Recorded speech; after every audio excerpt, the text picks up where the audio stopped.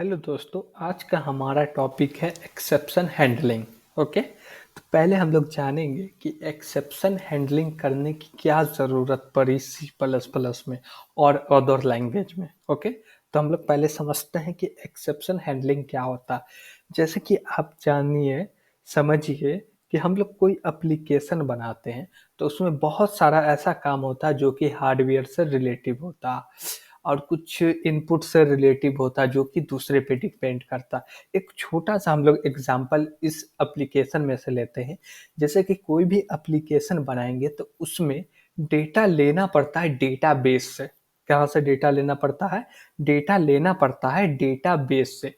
जब हम कोई डेटा को डेटाबेस से ले रहे हैं, उस टाइम पे उस डेटा को हम लोग एक्सेस नहीं कर पा रहे हैं, तो उसकी वजह से पूरा का पूरा एप्लीकेशन क्रैश हो जाता है, बंद हो जाता है, ठप हो जाता है। ये ना हो इसलिए हम लोग यूज़ करते हैं एक्सेप्शन हैंडलिंग का। Got it? एक्सेप्शनल हैंडलिंग हम लोग वहाँ पे लगाते हैं जहाँ पे हमको डाउट हो कि यहाँ पे ये प्रॉब्लम होने की चांसेस है, तो वहाँ पे एक्सेप्शनल हैंडलिंग करते हैं। जिससे क्या होता है कि मान लीजिए कि वो जो प्रॉब्लम है वो प्रॉब्लम हो भी जाए, तो उससे मेरे एप्लीकेशन पे कोई डिपेंड ना पड़े, कोई फ़र्क ना पड़े। मेरा एप्लीकेशन आगे का काम अच्छा से करे। और दूसरी बात क्या कि कोई एक ऐसा एरर मैसेज प्रिंट कराए डिस्प्ले पे कि यूज़र उस एरर मैसेज को समझ के उसको सॉल्व करना चाहे, ना कि कोई एक ऐसा एवोर्ड वियर्ड जैसा मैसेज प्रिंट हो जाए जिससे कि कोई भी यूज़र समझ नहीं पाए। ओके, इसलिए हम लोग यूज़ करते हैं एक्सेप्शन हैंडलिंग। Got it? तो चलिए हम लोग एक्सेप्शन हैंडलिंग का कोड करके समझते हैं कि इसको हम लोग हैंडल कैसे करते हैं। अब हम लोग एक्सेप्शन हैंडलिंग करने के लिए हम लोग एक सिंपल सा एक्सेप्शन हैंडलिंग करेंगे जो कि किसी भी नंबर को 0 से डिवाइड देते तब प्रॉब्लम होता है। जैसे कि हम लोग यहाँ पे वेरिएबल बना लेते हैं ए बी सी। ओके, और हम लोग ए के अंदर असाइन कर दिए 10 और बी के अंदर असाइन कर दिए 2। सी के अंदर कुछ भी नहीं है और हम लोग क्या कर रहे हैं, सी असाइन ए डिवाइड बी। ओके, अब हम लोग प्रिंट कर रहे हैं सी आउट सी। ओके, अभी इसको हम लोग रन कर रहे हैं तो कोई भी इशू नहीं आ रहा। मेरा डिवाइड करके 5 दे रहा, ठीक। मेरा रिजल्ट 5 आ रहा, आप प्रोसेस रिटर्न 0 भी बोल रहा। चलिए, अब यहाँ पे हम लोग 2 के जगह पे क्या कर रहे हैं, 0 दे रहा है। अब यहाँ पे एरर होगा। एरर क्या है वो समझिए। देखिए, अब कोई रिजल्ट भी नहीं आ रहा और यहाँ पे क्या प्रिंट हो रहा, process return minus something number आ रहा है। अब इसको और अच्छा से समझने के लिए हम लोग इसके नीचे एक प्रिंट कराते हैं मैसेज, यानी कि हेलो। ओके, अभी हम लोग हेलो प्रिंट कराते हैं तो देखिए क्या हो रहा है। यहाँ पे ना हेलो प्रिंट कर रहा है, ना ये नॉर्मली टर्मिनेट हो रहा। क्यों हो रहा है ऐसा? इस एरर के कारण। इसको बग बोलते हैं। क्या बोलते हैं इसको? बग। इसको एरर नहीं बोलेंगे। एरर इसलिए नहीं बोलेंगे, एरर कंपाइल टाइम पे पता चल जाता, लेकिन बग कंपाइल टाइम पे पता नहीं चलता। Got it? तो इसलिए इसको हम लोग एरर नहीं बोलेंगे। अब जैसे हम लोग बी के अंदर 2 असाइन करते हैं, 2 असाइन करिए और इसको रन किए तो देखिए क्या हो रहा, 5 भी प्रिंट कर रहा है और हेलो भी प्रिंट कर रहा है, ठीक। जैसे ही 2 की जगह पे हम लोग 0 रख दिए, क्या 2 की जगह पे 0 रख दिए तो कुछ भी प्रिंट नहीं हो रहा, मेरा प्रोग्राम क्रैश कर गया, एंड हो गया। तो इसी को हैंडल करने के लिए हम लोग यूज करते हैं एक्सेप्शन हैंडलिंग को। ओके, अपने कोड में। तो हम लोग कैसे यूज करेंगे, पहले हम लोग ये समझे कि एक्सेप्शन हैंडलिंग कहाँ पे यूज करेंगे। अब देखिए हमको प्रॉब्लम कहाँ आ रहा है, ये लाइन में, इस लाइन में, कि इसमें प्रॉब्लम आ सकता है जब बी की वैल्यू 0 हो। तो हम लोग यूज करेंगे ट्राई कीवर्ड का और इसका ब्रैकेट बनाएंगे और इसके अंदर हम लोग इसको लिख देंगे। ओके,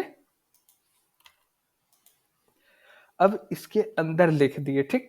तो इससे भी अभी ये कुछ प्रॉब्लम नहीं है, अभी ये एरर हो गया। अब क्यों एरर हुआ वो समझिए। देखिए, ट्राई के ब्लॉक में लिखने के बाद जस्ट बात हमको कैच लगाना पड़ता है। अब कैच क्यों लगाना पड़ता है वो समझिए। देखिए, यहाँ एरर आने की संभावना है, तो हम लोग कंडीशन चेक करेंगे। कंडीशन क्या चेक करेंगे कि b इक्वल टू 0 है। क्या b इक्वल टू 0 है, तब थ्रो करो। थ्रो क्या करना, हम कोई इंटीजर वैल्यू यानी कि -1 को थ्रो कर दिए। अब यहाँ से जो -1 थ्रो होगा वो जस्ट ट्राई के बाद कैच ब्लॉक बनेगा। अब इसके अंदर में जो थ्रो जिस टाइप का डेटा थ्रो किए उसी टाइप के डेटा को कैच करना पड़ेगा। तो यहाँ पे हम लोग लिखेंगे इंट ए लिख लिए, ठीक। हम लोग इंट टाइप के डेटा को कैच कर लिए। अब इसको चाहे तो हम लोग इसको प्रिंट भी कर सकते हैं, जैसे कि ए। ओके, अब इसको रन कर रहा है तो अब भी कोई एरर नहीं है। देखिए, -1 प्रिंट हुआ, सी का वैल्यू 0 हुआ और हेलो हुआ। जी 0 हुआ सी का वैल्यू, सी के अंदर अभी कोई भी वैल्यू नहीं है तो गार्बेज वैल्यू 0 प्रिंट कर रहा। लेकिन एक चीज आप ये देखिए कि अभी भी बी का वैल्यू 0 है, उसके बाद भी 0 प्रिंट हो रहा और हेलो प्रिंट हो रहा। प्रोग्राम टर्मिनेट नहीं हो रहा, क्रैश नहीं हो रहा। इसलिए हम लोग यूज करते हैं एक्सेप्शन हैंडल का। Got it. अब इसमें भी वेरिएशन है। अब क्या है कि यहाँ से हम लोग थ्रो किए हैं, क्या थ्रो किए, इंटीजर वैल्यू, तो उसको कैच करने के लिए भी इंटीजर ही वेरिएबल होना चाहिए। अब जैसे यहाँ पे हम लोग थ्रो कर देते हैं क्या, एरर। ओके, अब ये स्ट्रिंग वैल्यू होता है, इसको भी कैच करने के लिए यहाँ पे भी हमको एक पॉइंटर बनाना पड़ेगा। ओके, तो जो भी हम लोग स्ट्रिंग लेंगे तो उसको कांस्टेंट बनाना पड़ेगा। यहाँ पे कांस्टेंट देंगे कैरेक्टर स्टार पी दे दिए। ओके, अब यहाँ पे हम लोग क्या कर रहे हैं, पी को प्रिंट कर रहे हैं, स्टार पी। ओके, अब इसको रन किए। अब जो है एरर वही एरर दे रहा है, ठीक। और यहाँ पे हम लोग कांस्टेंट नहीं लिखते तो एरर दे देता है, इसलिए हमको कांस्टेंट लगाना है। क्यों? क्योंकि जो भी स्ट्रिंग थ्रो कर रहा है वो स्ट्रिंग को कांस्टेंट में लेना है, यानी कि इसमें कोई चेंजेस ना हो, इसलिए इसको कांस्टेंट बनाना। अब जैसे यहाँ पे मान लीजिए फ्लोट टाइप का वैल्यू थ्रो करेगा तो यहाँ पे भी कैच करना है फ्लोट टाइप का, ठीक। और एक ट्राई बॉल ब्लॉक में हम लोग जितना मर्जी उतना थ्रो लगा सकते हैं और जितना मर्जी उतना कैच लगा सकते हैं। अब मान लीजिए क्या कि हम यहाँ पे जो थ्रो कर रहे हैं वो क्या एरर है वो हम लोग को पते नहीं चल रहा, बस मालूम है कि यहाँ पे एरर होगा, तो हम लोग थ्रो ओनली एक्सेप्शन लिखेंगे। ओके, और पैरेंथेसिस लगा देंगे। तो ये क्या करेगा, जिस प्रकार का एरर होगा उसको एक्सेप्ट करके थ्रो कर देगा। और इसको कैच करने के लिए ये कंफर्टेबल नहीं है, ठीक। तो ये नहीं कैच कर सकता इसको। अभी इसको रन करेंगे तो वो कैच नहीं कर रहा। देख रही क्या बोल रहा, terminate called after throwing inside of something exception. Okay, तो अब ये एक्सेप्शन को कैच करने के लिए इसका ही कैच लगाना पड़ेगा। तो एक हम कैच यूज करते हैं,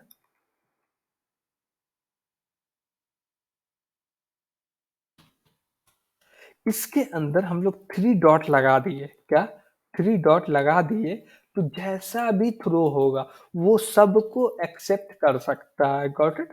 अब यहाँ पे हम लोग क्या प्रिंट कर देते हैं, एरर।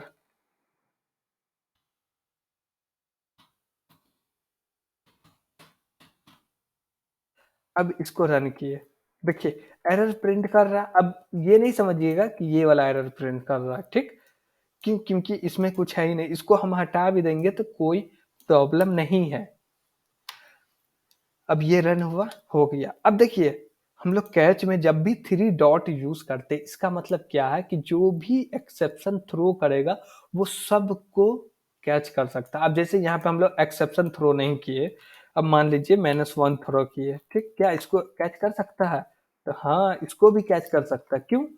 क्योंकि आपको पता नहीं है कि किस टाइप का एक्सेप्शन थ्रो होगा। तो कैच करने के लिए आप 3 डॉट लगा सकते हैं, उसके अंदर जो मैसेज चाहे आप उसको प्रिंट करा सकते हैं। Got it. आज के लिए इतना ही। Thank you.